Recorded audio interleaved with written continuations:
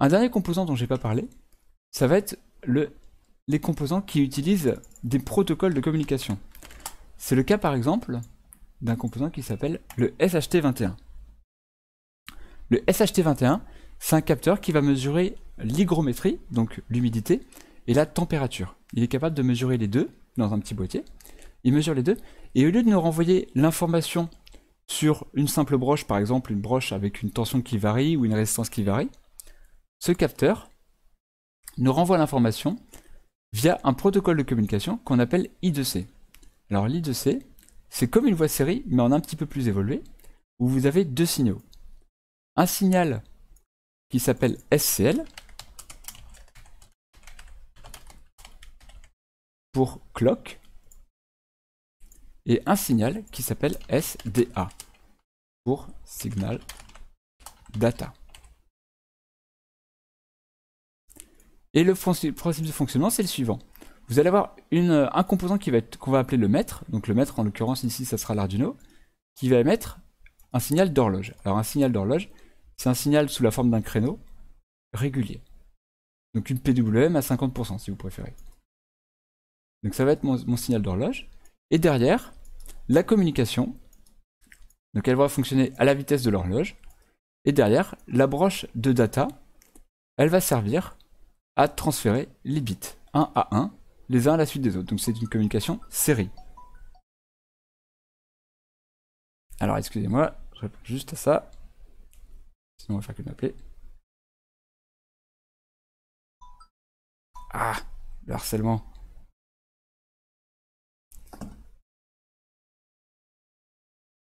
Et donc ça va faire comme ceci. La broche de données, elle va transmettre les informations, une à une, les bits après bits.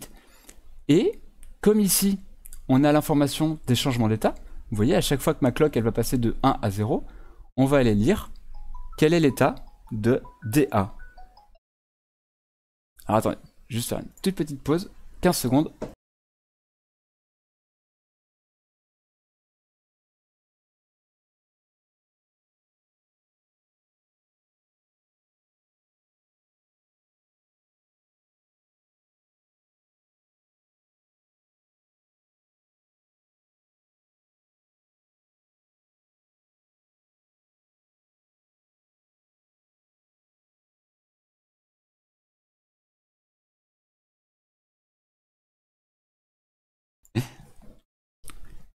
Hop, et voilà, tu vois, ça n'a pas pris de temps.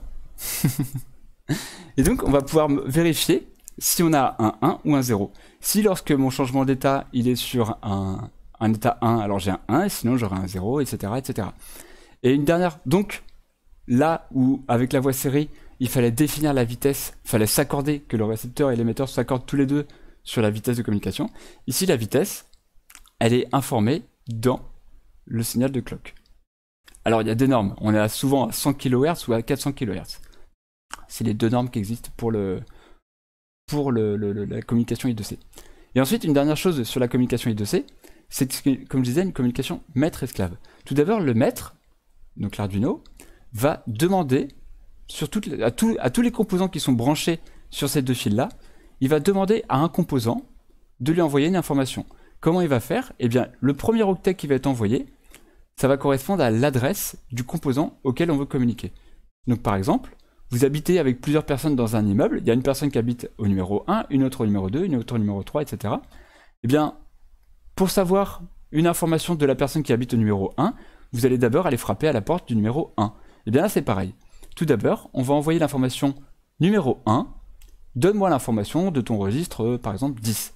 Et ensuite, le seul composant qui a le numéro 1 va répondre, donc le maître, l'Arduino, va continuer à émettre son signal de clock, et par contre, ne va plus envoyer d'informations sur SDA, mais va se mettre en réception sur SDA et va lire ce que l'esclave, ce que le numéro 1 va lui répondre.